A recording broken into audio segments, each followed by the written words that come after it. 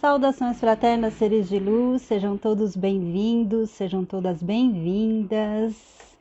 Estamos aqui para mais uma live para falar de psicossomática, o corpo fala, com o nosso estimado e querido Caio Cobra. Vamos configurar aqui. Sejam todos bem-vindos, bem-vindas. Beatriz, Eva, Drica. Deixa eu tentar configurar aqui para colocar o nome.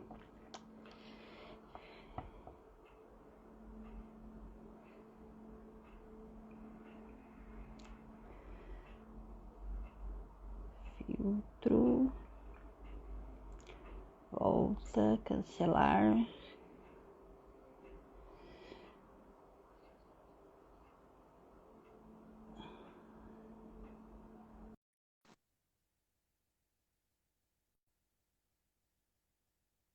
Aguardando o Caio chegar. Alô. Vou ter que arrumar aqui agora. Tá me ouvindo aí? Galera, fala aí como é que tá o som, como é que tá o áudio, como é que tá... Tá me Nossa, ouvindo? acabei ficando com filtro aqui. Eu estou ouvindo, Caio, e você? Perfeito. Boa noite. Boa noite, sejam todos bem-vindos, bem-vindas a mais uma live para a gente falar um pouco mais de psicossomática, o corpo fala, com o nosso queridíssimo Caio Cobra. É uma alegria estar aqui com vocês. A Drica está falando áudio 100%. Vamos, vamos rezar para que a conexão fique ok. Aí eu não consigo colocar o tema da live aqui. Eu acho que tem que ser antes, né, Caio? Eu preciso pegar as dicas com a Luciene. Deixa eu ver aqui, espera só um pouquinho. Caio, vai se apresentando aí. A minha imagem tá boa para vocês? Tá ótimo. Aqui tá ótimo. Então tá. Eu acabei ficando com filtro aqui, mas vai ficar assim mesmo. Tá ruim para você, Caio? Não, tranquilo. Não? Tranquilo. Eu acho que eu acabei ficando com filtro aqui de... Sabe aqueles filtros? Enfim. Se apresenta para nós, Caio, aí brevemente. Pessoal, boa noite. Caio Cobra, terapeuta holista, psicossomata, estudioso desse termo que vai se tornar um dia uma ciência, se Deus quiser, de uma ferramenta também extremamente importante, que é a psicossomática, explicando já, aproveitando o embalo, né? Psico, que vem de psique, somático, que vem de corpo. Ou seja, quando eu falar psicossomática, eu estou falando da inter-relação entre essas duas partes nossas. Tudo aquilo que acontece no nosso mental, emocional, influenciando no corpo físico. Trazendo, às vezes, bem-estar, dependendo de como influencia, e às vezes trazendo sintomas e doenças. Então é mais ou menos isso que eu estudo, que eu trabalho e que eu uso, inclusive, como ferramenta de trabalho. E é disso que nós vamos falar hoje. É isso aí. Deixa eu tentar. Não vou conseguir entrar aqui. Não estou conseguindo entrar aqui. Então, Caio, antes de a gente iniciar, eu queria fazer os agradecimentos. Pode? Da live Claro. passada. Da live passada, de todo mundo assim que entrou e os agradecimentos também de quem interagiu e compartilhou. Então, eu queria agradecer a Joyce Ellen, a Aline, o canal Nova Vida, o Eduardo Luiz Tugo, a Sônia Silva Terapeuta, a Eva Mello, a Drica Alves, a Dona Encarnação Ruiz, a Márcia Azevedo, a Ana Paula Morim, a Luciene Belo, a Denise Desibela, a Jaqueline Cabral, a Dani, a Neide, a Aline Palhares, a Roberta Herbert, a Bruna Abi, massoterapeuta, que já está aqui com a gente também, a Dona Auxiliadora, o Mundo de Dani e a Zildete. E a todas as pessoas que compartilharam a live, tanto a da semana passada, quanto a dessa semana também. E aí, Joia. tem algumas perguntas que ficaram da live passada. Você já quer começar por elas? Bora. Bora? Bora? Você Uma hora tava... voa. Verdade. Você estava no final da live, eu até assisti o finalzinho da live hoje, você estava falando da pergunta da Drica Alves, que era a enxaqueca dela desde a infância. Aí você chegou a responder sobre a enxaqueca, só que você estava falando sobre a questão racional, né? Que a emoção não vem do racional. E aí a live caiu. Aí Sim. ficou pela metade a resposta. Aí ela falou assim, poxa vida, justo na minha vez da minha resposta, caiu a live. Então, falar sobre enxaqueca para mim é razoavelmente tranquilo, porque eu fui uma pessoa que teve muita enxaqueca, que teve muita dor de cabeça. Então, talvez até um dos motivos pelo qual eu tenho estudado tanto sobre o assunto, que eu queria ver se eu dava um fim nisso, né? Porque Sim. doía muito e era muito, uma vez por semana ir ao hospital, tomar medicação na veia e tudo, que senão não passava a dor. E disso eu me curei justamente usando a ferramenta que eu já conhecia na época, né? Embora seja 20 anos atrás, mas na época eu já conhecia. O que era? Tentar entender o que estava acontecendo comigo, o que eu estava fazendo. E na verdade a enxaqueca fala justamente disso. Primeiro, o que dói, né, é a nossa ferramenta física, cérebro. O cérebro ele é utilizado quando? Quando você utiliza o teu racional. Quando você tenta entender, quando você tenta dar respostas racionais e lógicas para aquilo que está acontecendo à sua volta. Só que esse racional e lógico, lembre sempre que é o teu racional e lógico. Então, nesse aspecto, quem tem muita enxaqueca costuma ser uma pessoa extremamente perfeccionista. Tá? Olha aí, enxaquecosa. E o legal de explicar disso, tá? Que uma vez, inclusive, eu expliquei isso para uma pessoa, ela ficou até espantada. Eu falei assim, perfeccionista não quer dizer que ele quer tudo certinho, tá? Porque o certo e o errado são coisas muito relativas, são coisas que existe o certo para você, existe o certo para o outro, existe o teu errado, existe o errado do outro. Então, o perfeccionista, ele gosta muito das coisas do jeito dele, tá? No certo e no errado dele. Então as coisas têm que funcionar como ele planejou, tem que dar o resultado que ele colocou lá para frente. Então, quando não dá certo ou quando a coisa não está funcionando como ele queria, ele tenta ao máximo fazer com que as coisas funcionem como ele quer. Então, normalmente, o enxaquecoso ou quem tem muita dor de cabeça tem todo esse planejamento na cabeça, tem esse perfeccionismo junto, vem junto, obviamente, um controle, uma necessidade de controle das situações muito grande, e tudo isso acaba levando o quê? A um excesso de uso do racional, porque ele tem que pensar não só no que ele quer fazer, mas também no que os outros podem fazer. É que nem um jogo de xadrez. Sabe? O perfeccionista, o enxaquecoso, ele fica calculando as jogadas, o que pode acontecer, o que não pode acontecer. Ele usa em excesso mesmo toda a parte mecânica dele, que é o cérebro, o racional dele. Então ele sobrecarrega mesmo esse órgão. Junta-se a isso, tá? Que é para somar mesmo, né, a coisa, aí somar a matemática agora, bastante irritabilidade, bastante raiva, que vai afetar o fígado e vai inflamar o organismo, favorecendo a dor de cabeça. E por que ele fica irritado? Por que ele fica com raiva? Porque as coisas não funcionam ou não estão dando certo como ele gostaria que desse, ou como ela gostaria que desse. E falando sobre irritabilidade, a gente já falou isso acho que em outra live, mas irritabilidade o que é? Eu gero uma expectativa, essa expectativa não se cumpre ou não dá certo, e eu fico irritado porque aquela minha expectativa não deu certo.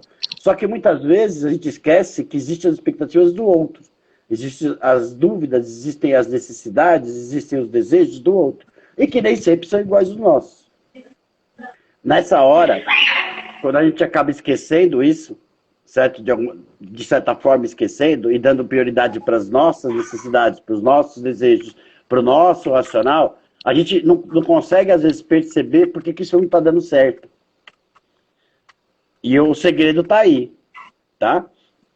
Não dá certo por quê? Porque o teu desejo, o teu direito, a tua maneira de pensar, ela para na hora que entra na do outro. E que nem sempre vai ser igual a sua. E não tem problema nenhum nisso. Certo? Quase sempre não, né?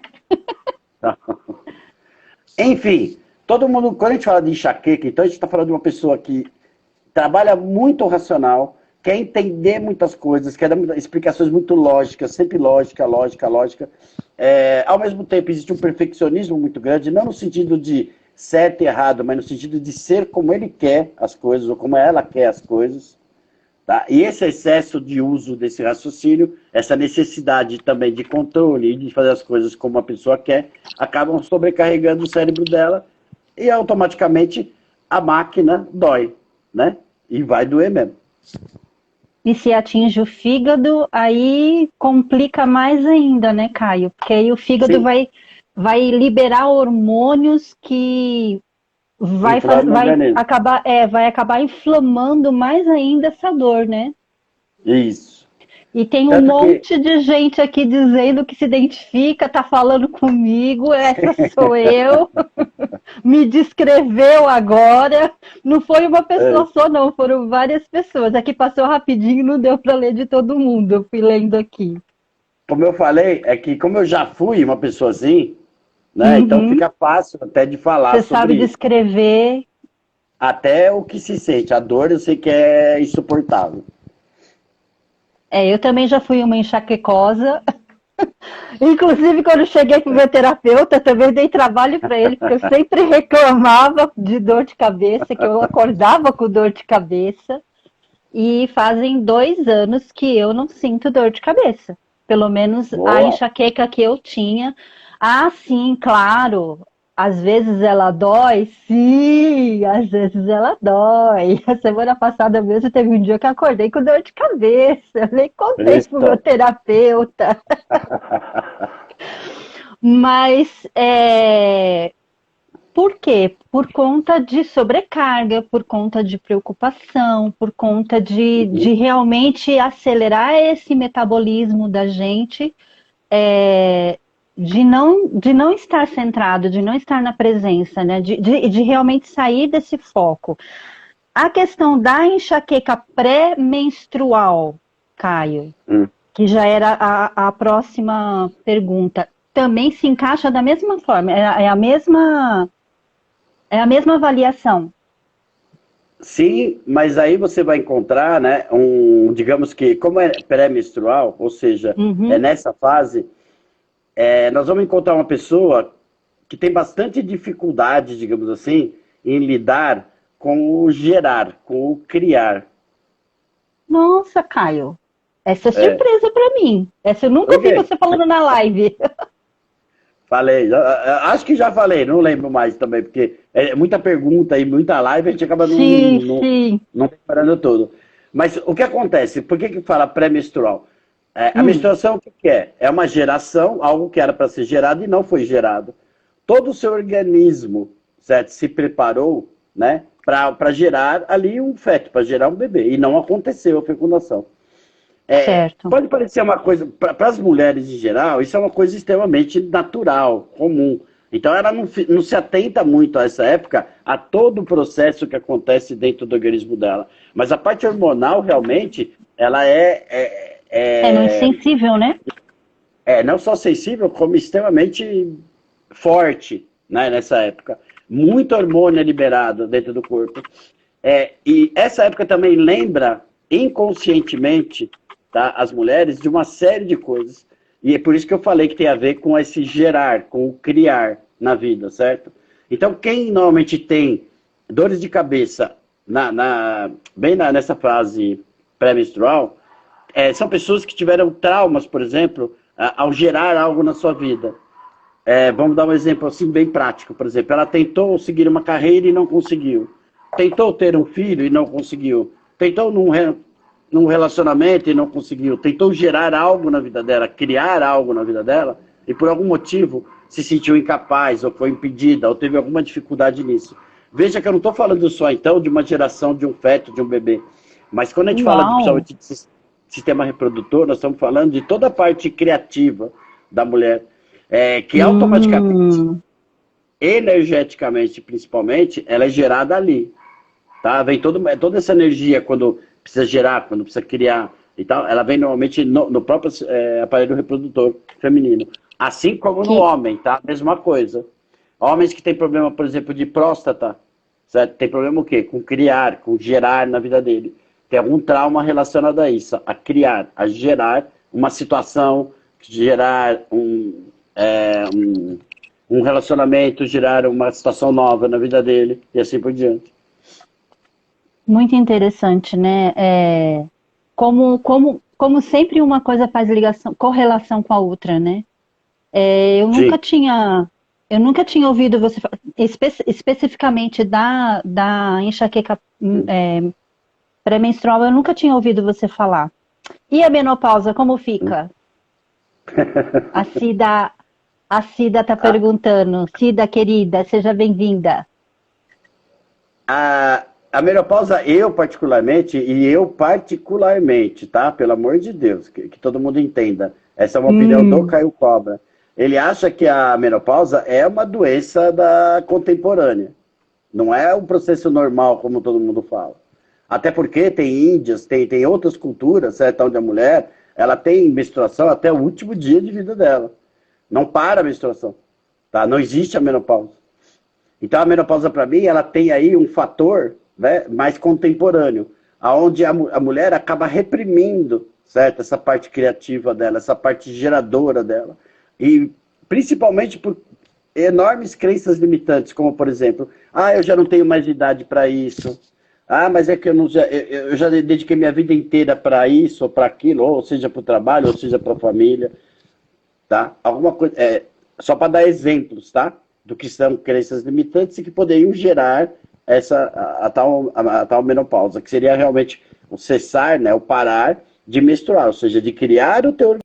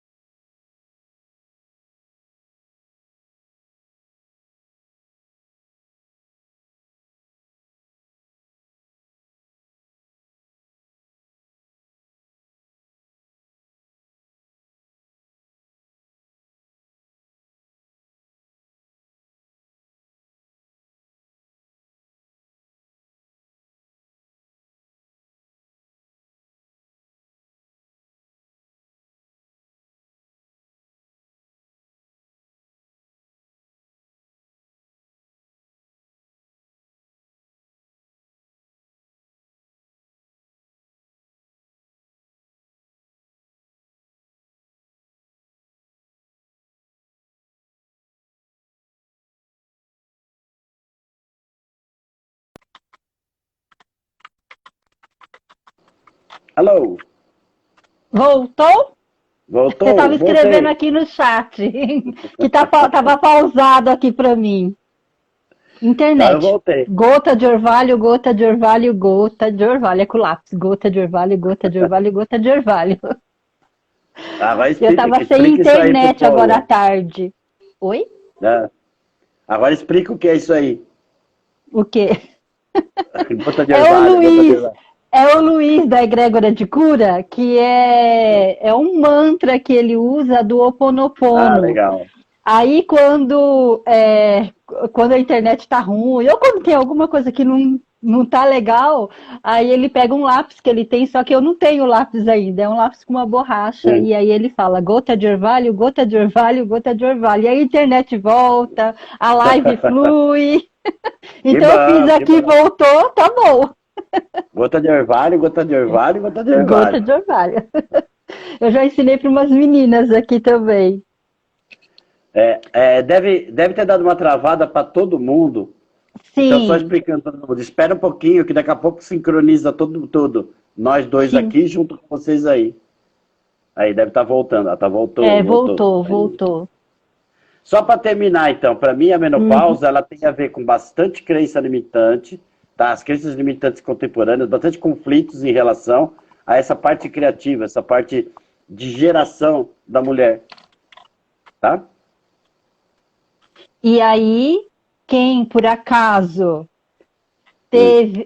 tem uma menopausa precoce aos 39 anos, Hum. diz muita coisa dessa pessoa, dessa Com mulher. certeza. Para mim, em algum momento, ela sofreu algum tipo de trauma, certo? Onde ela foi impedida ou se sentiu incapaz de gerar algo na vida dela.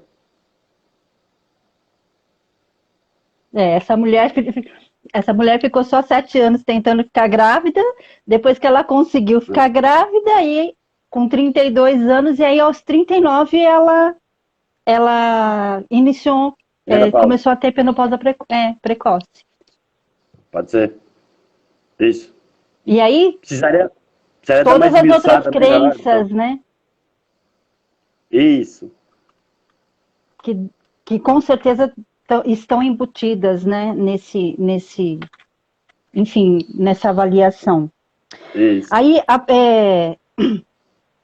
da mesma pessoa, que foi a Joyce Ellen, que a gente não deu tempo de responder ela na semana passada. Enxaqueca pré-menstrual, você já respondeu.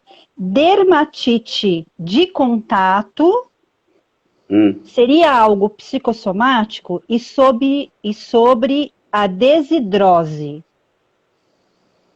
Dermatite de contato é a mesma dermatite atópica, Caio, ou é diferente? Diferente, separar. Duas coisas distintas. Dermatite de contato. Isso, e dermatite atópica. São duas coisas diferentes. Agora, independente disso, vamos falar de pele. E a desidrose? Também é da pele, né, desidrose? Isso. Desidrose é aquele da palma da mão, não é? Dos pés. Pode ser em qualquer lugar do corpo a desidrose. Tanto a desidrose quanto a dermatite. Sim, sim. Desidrose é aquela manifestação na pelezinha, né, que forma umas bolinhas e depois estoura e tudo mais. Isso. Então, vamos falar de pele geral, que eu acho melhor, tá? Explicar do processo, do que acontece. Tá. A pele é a nossa primeira linha de defesa. Guardem essa frase. Sempre que eu dou curso, eu vou dando frases para guardar. Primeira linha de defesa. A pele é... Repete, Caio, por favor. Nossa primeira linha de defesa. Escutou? Escutei. Isso. Tá? Ela funciona como uma espécie de um sensor enorme para captar mudanças de temperatura, captar o ambiente em volta de você. Tá? E a pele reage a qualquer tipo de agente externo. Então, reage ao frio, reage ao calor, reage à chuva, reage àquilo que estiver acontecendo no momento, para tentar adequar o teu corpo àquela situação, ok? Qualquer tipo de reação, qualquer tipo de sintoma que se apresenta na pele, vai falar para a gente o quê? Algo no meu externo, certo? É para mim hoje uma ameaça, me ameaça de alguma forma. Seja do lado emocional, seja do lado racional, não importa muito. Tá? Seja uma ameaça real, ou seja uma ameaça, inclusive, imaginária da pessoa. Se eu acho que eu estou sendo ameaçado, se tem uma ameaça ao meu redor, o que vai acontecer com a minha mente? Eu vou preparar o meu corpo para essa ameaça. Nessa preparação do meu corpo para essas ameaças, a pele acaba ficando mais reativa, certo? A qualquer tipo de estímulo externo. Então eu sinto uma ameaça no ambiente, eu transformo a minha pele de maneira inconsciente, tá? Numa coisa muito mais reativa a esses estímulos externos, a essa ameaça externa. Então, da mesma maneira, aquilo que normalmente não me faria mal na pele, vamos dizer assim, ou não me daria nenhum tipo de problema, tá? Vai acabar dando, porque a pele está muito mais reativa. Ela está muito mais sensível, digamos assim, a qualquer tipo de estímulo externo. Então, ela vai criar uma dermatite, ela vai criar, agora nós vamos entrar nos sintomas, vai criar uma psoríase, vai criar um vitiligo, vai criar uma série de sintomas de pele, tá? Por quê? Porque eu estou internamente muito mais reativo ou reativa, certo? A esses estímulos externos. Por quê? Porque eu tenho me sentido constantemente ameaçada. É legal que essas pessoas, eu vou falar, e muitas vão se identificar. Quem tem problemas de pele, normalmente, tem uma audição maravilhosa, é super sensível os ouvidos, né, de pessoas que têm problema de pele. O olfato, muitas vezes, é apuradíssimo, certo? E ela tem visão de raio-x, ela enxerga do Que outro lado da parede. interessante isso, Caio. Porque todos os sentidos, certo, ficam aguçados. Porque ela sente uma ameaça, então ela precisa estar preparada para isso. Ela faz com que o corpo dela fique mais sensível, utiliza os sentidos de uma forma extremamente ampliada. E a pele reage muito mais forte, digamos assim, é muito mais reativa a estímulos que normalmente não seriam grandes problemas, mas acaba reagindo da mesma forma, que é para mostrar que ali existe uma ameaça para ela. Tá? Tanto a parte situacional, relacional dela, tá? Quanto a parte física mesmo. Então, qualquer bactériazinha que pega na pele, qualquer infecçãozinha que normalmente o corpo daria conta rapidinho, certo? Ele acaba reagindo àquela tentativa de invasão, por exemplo, por uma bactéria ou por um outro germe qualquer, certo? Ele reage muito mais forte, tá? Com muito mais intensidade. A Cleide está falando aqui, mas a gente não tem como controlar isso. E aí, Caio, tem como controlar isso? Como é que você vai controlar essa reação da pele? Como é que você não vai ser reativo?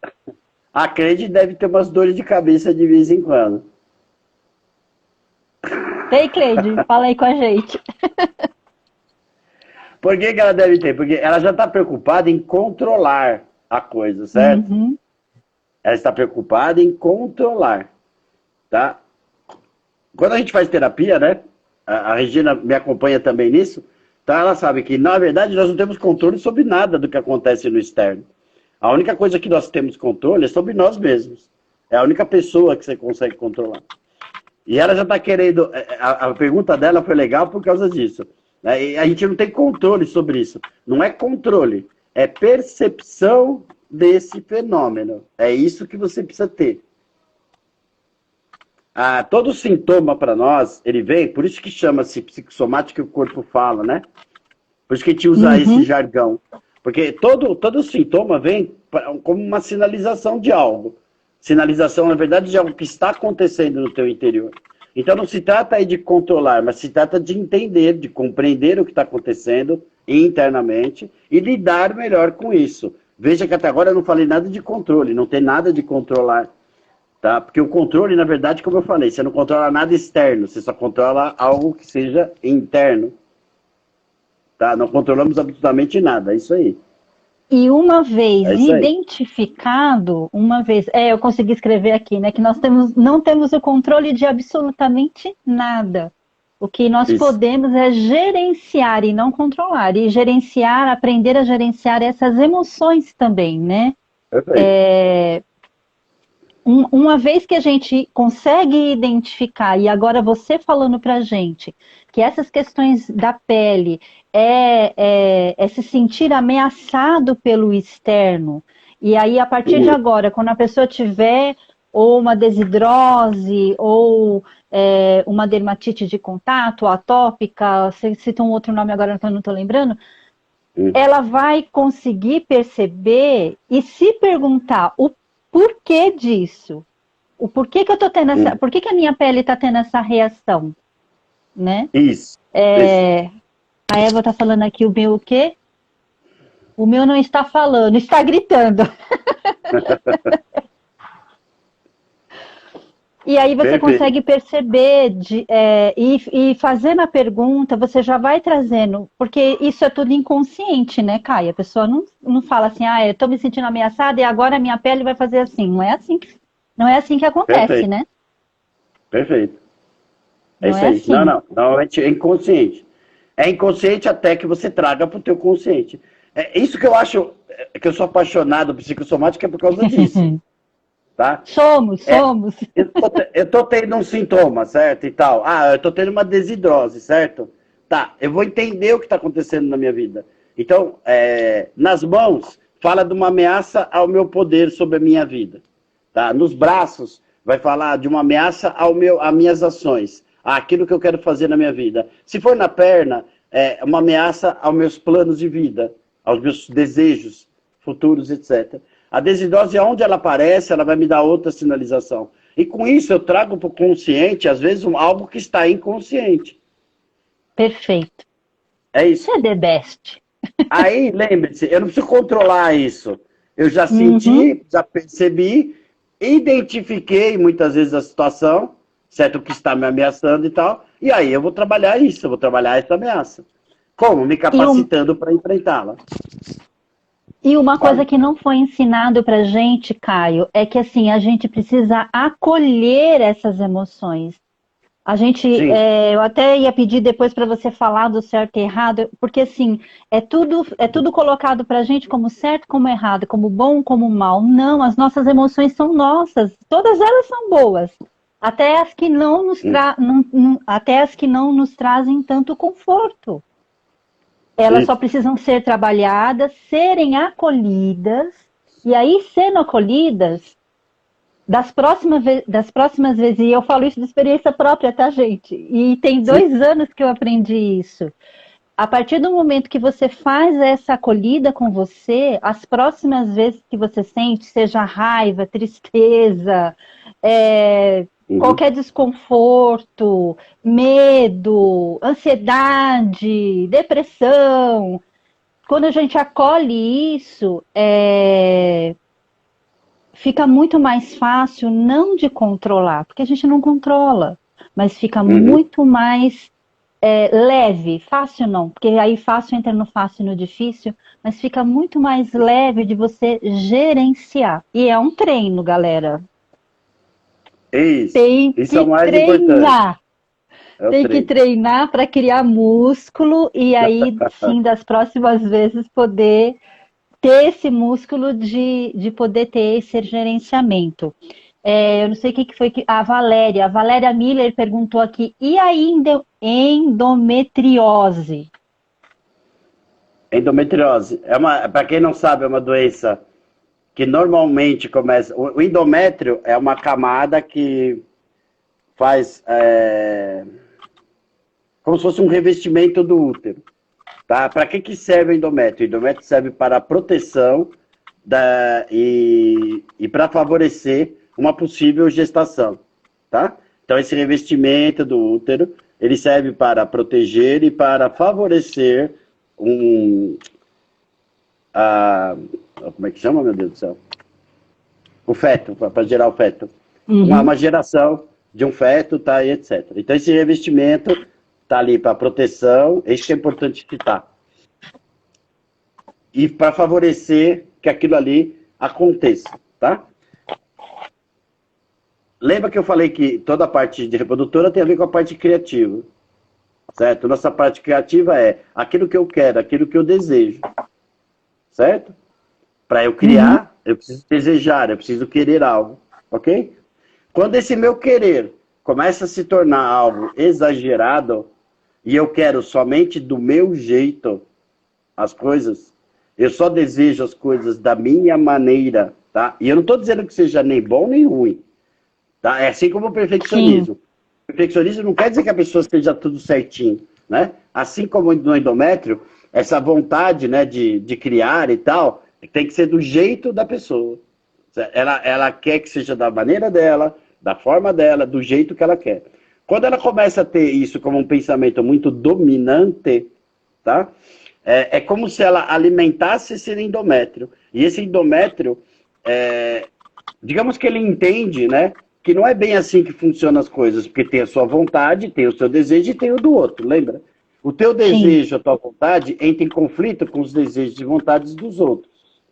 Quando existe esse conflito de desejos e vontades, certo, da mulher, tá? Ela quer a coisa do jeito dela e tal, e não consegue, ou ela é impedida, ou ela é contrariada de alguma maneira e tal. Essa maneira de pensar em excesso, tá? Ou seja, tem que ser do meu jeito, tem que ser do meu jeito, tem que ser do meu jeito, acaba alimentando o endométrio de tal forma que o endométrio acaba inflamando, tá? E causando a endometriose. Por quê? Porque essa vontade exagerada das coisas serem do jeito dela, digamos que alimenta mesmo esse revestimento. Esse revestimento acaba passando, inclusive, para outros órgãos. Essa vontade de querer as coisas daquela maneira acaba alimentando e acaba ampliando esse endométrio, esse revestimento para outros órgãos, inclusive, que são outros aspectos da vida dela. Então entra, por exemplo, na parte digestória, que é a parte de passado, ou a parte de formação de memórias, tá? E assim por diante. Sem entrar muito no aspecto mais científico e mais chato, é uma frase que justifica bem a endometriose, tá?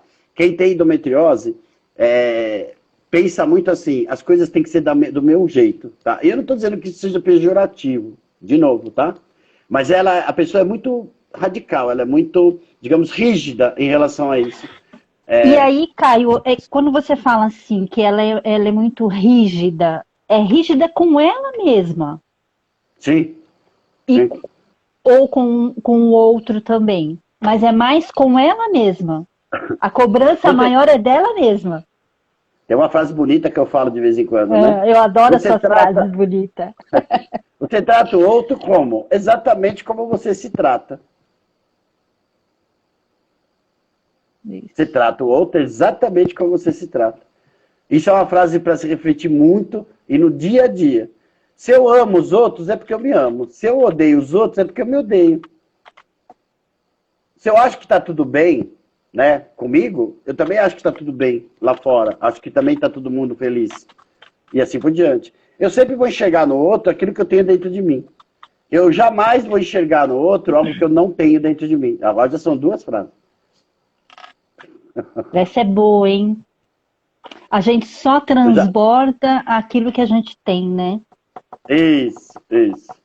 Exato. Essa frase é bonita também.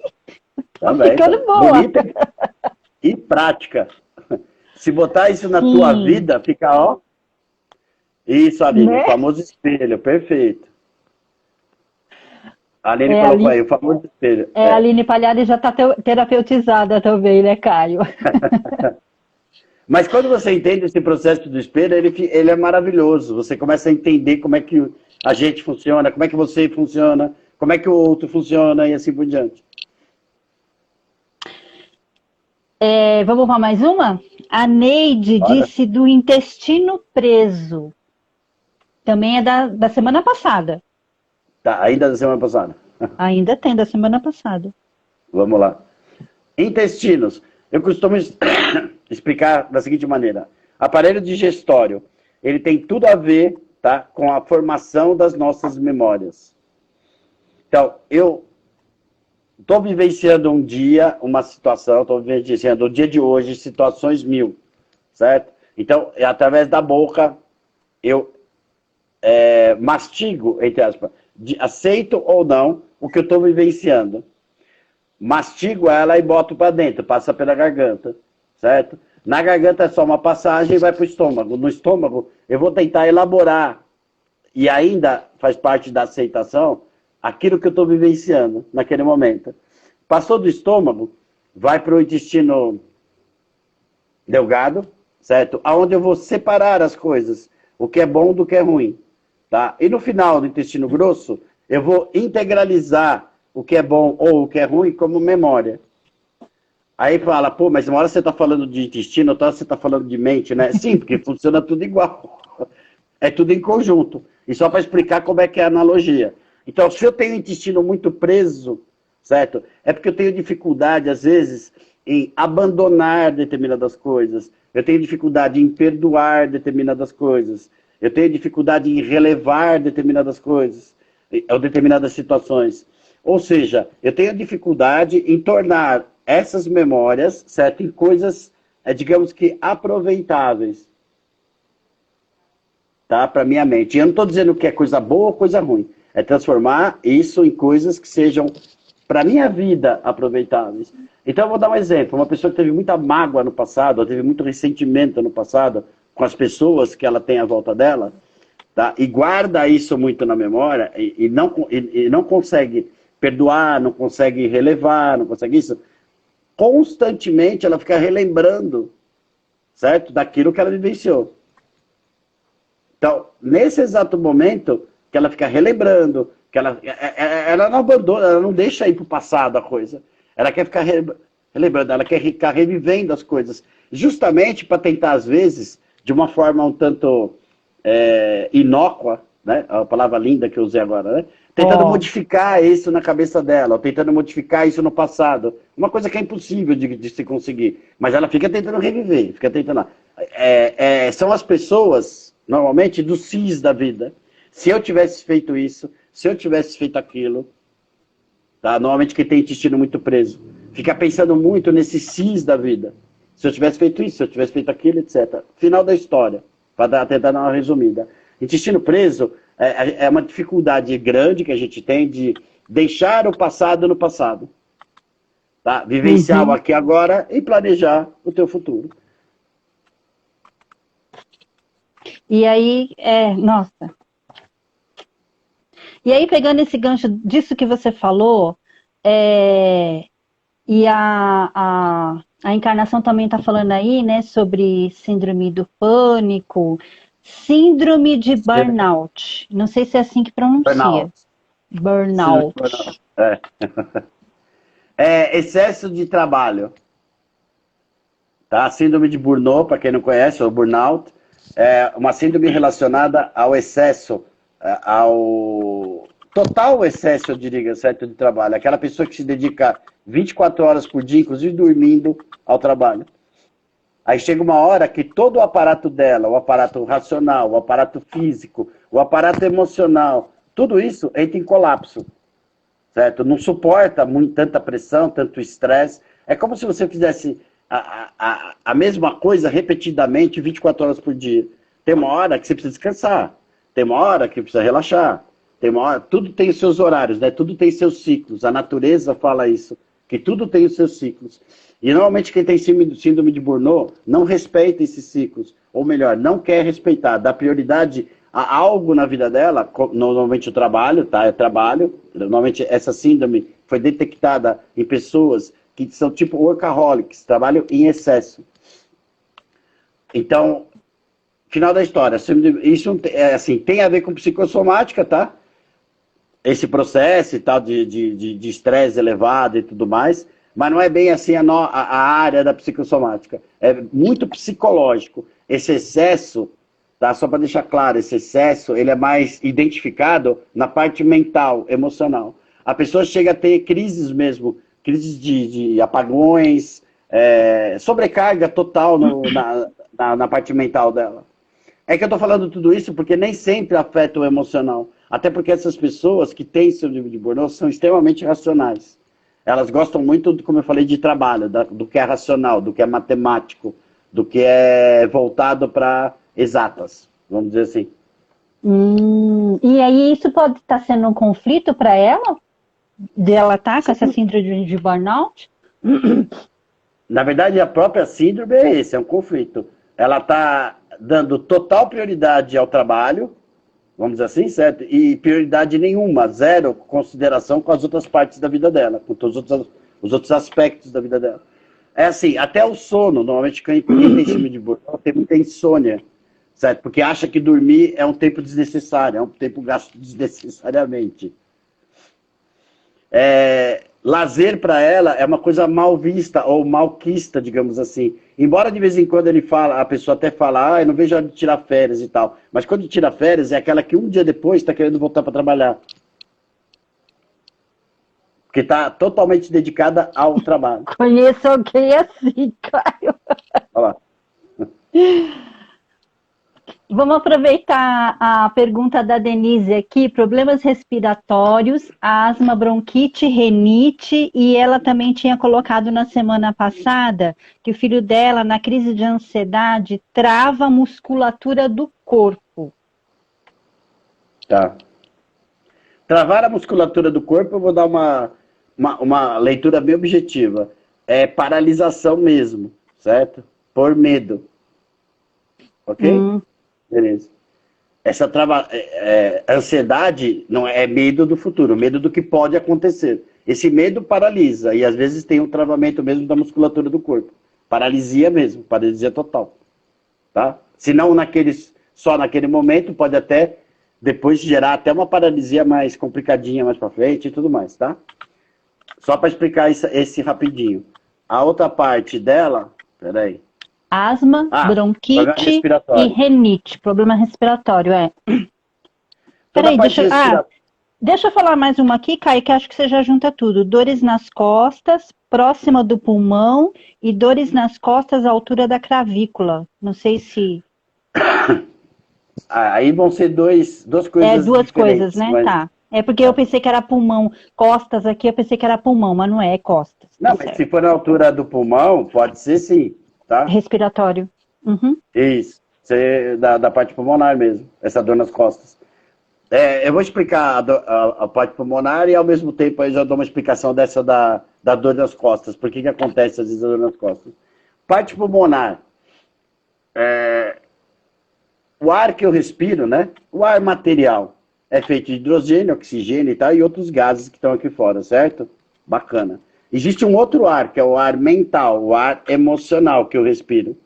O que está acontecendo à minha volta, tá? E aí eu vou utilizar todos os meus sentidos para interpretar o que está acontecendo à minha volta.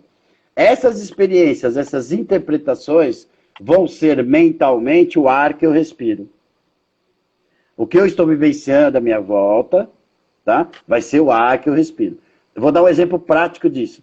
Você já entrou num lugar, vou dizer, numa reunião, você fala assim, nossa, isso aqui não está me cheirando bem. Já. Ou uma situação na vida, né, que fala, nossa, isso aqui não está me cheirando bem. Não tem nada a ver com o cheiro físico. Sim. Mas é o cheiro, o local. Parece que alguma coisa ali não vai dar certo. Né? Ou já não deu certo. O ar ali me diz, certo, que aquele ar não é um ar legal de eu respirar. Esse ar que eu estou falando não é o ar físico. Nós estamos falando de um ar, a situação em si. O que eu estou interpretando naquela situação. Então, essa interpretação é que vai... Se eu tiver algum problema, alguma dificuldade em interpretar o que está acontecendo à minha volta, tá? Assim como se eu tiver dificuldade em dar uma resposta ao que está acontecendo à minha volta, é onde eu vou ter problemas pulmonares. Ou seja, quando eu respiro, nós estamos falando da dificuldade de interpretar o que está acontecendo à minha volta. Quando eu expiro, eu tenho uma dificuldade em dar uma resposta para aquilo que eu interpretei, ou aquilo que está acontecendo à minha volta. Então, a analogia mental, emocional é essa. Tá? Muitas vezes tem a ver com a sensação, com a emoção que está gerando aquilo. Eu olho para uma situação e eu não sei exatamente o que eu estou sentindo. Eu não sei se eu estou sentindo raiva, se eu estou sentindo bem-estar, se eu estou sentindo isso, se eu estou sentindo aquilo. Às vezes eu não identifico o que eu estou sentindo em relação àquilo. Essa dificuldade é a dificuldade de interpretação. E se eu não sei o que eu estou sentindo, eu não sei se isso está bom, se não está, se está certo, se não está, se é legal para mim, se não é, e tá. Eu não sei qual é a resposta que eu dou para isso. Também tem outro aspecto, pode ser assim, será que eu sou capaz, né? Será que eu tenho capacidade de lidar com essa situação? Quando eu me deparo, por exemplo, com uma situação que é mais difícil na minha vida, por algum motivo qualquer, e aí cada um vai encaixando assim na sua vida. Tá? Às vezes tem pessoas que têm situações sociais, por exemplo, uma situação social, que tem dificuldade, tem medo de aceitação, tem uma série de coisas. Essa pessoa pode desenvolver uma asma, e assim por diante. Final da história. Para tentar resumir, que senão, né, eu acabo me estendendo muito. Interpretação externa, tá? Minha dificuldade em interpretar, e às vezes até em sentir o que está acontecendo à minha volta, e a minha dificuldade de dar uma resposta a isso, é o que vai me causar um sintoma pulmonar. Tá? Que é a mesma, tem tudo a ver com a nossa... Isso, ó. A Marilda foi uma coisa ótima. Às vezes tem situações que são asfixiantes. Não é que tá verdade, Marilda. Mas às vezes, por exemplo, é excesso de coisas que estão acontecendo à minha volta, na minha vida, às vezes. Às vezes acontece um problema, dois problemas, três problemas, quatro problemas, e fala, nossa, eu não estou conseguindo respirar. O negócio tá asfixiante. É isso aí. E aí entra aquilo que a gente falou no início da live, que a gente não aprendeu a gerenciar tudo isso. E aí a gente fica todo o tempo querendo controlar. E aí a gente não tem o controle, e aí o desequilíbrio vem por conta que... Os controladores por conta dos conflitos que a né? gente não consegue gerenciar a gente não consegue gerenciar nem as emoções, que dirá os conflitos. E a gente às vezes nem tem noção só quando a gente realmente vai para terapia e tem um bom terapeuta também, né? Quando a gente vai para terapia e tem um bom terapeuta que faz a gente realmente fazer esse treino, fazer esse exercício de realmente treinar esse gerenciamento. E até identificar muitas vezes. Que a gente não sabe. Isso. A gente também não sabe identificar as emoções. Isso. Eu tive uma a gente acha que está com ansiedade e está tendo crise de raiva. Eu ia falar agora, a gente escuta muito dizer que tem crise de ansiedade, e aí se você for realmente um bom terapeuta, for diagnosticar, não gosto dessa palavra mais, mas for avaliar, a pessoa não está tendo crise de ansiedade, ela está tendo crise de raiva. Ou até identificar, sim. Né? Não precisa nem se avaliar, mas identificar mesmo, porque a crise de ansiedade tem determinadas características. E uma crise de raiva tem outras características. É similar, tem algumas características que são em comum e algumas características que são diferentes. Então, um olhar mais treinado e tal, às vezes identifica melhor certos tipos de crise. E o olhar de fora também, né, Caio? Porque o a gente nunca se autoavalia, né? A gente sempre precisa de um olhar externo, de um amigo, né? De preferência um terapeuta, para que realmente possa trazer esse olhar. Porque às vezes a pergunta de um terapeuta, gente, faz toda a diferença. E eu tenho vivenciado bastante isso. Às vezes perguntas que você faz para um cliente é o ponto-chave de que ele precisa para ir por aquele caminho e poder identificar o que de fato ele está sentindo. Isso. Difícil identificar, Edilva? É exatamente isso que a gente está falando. É um treino.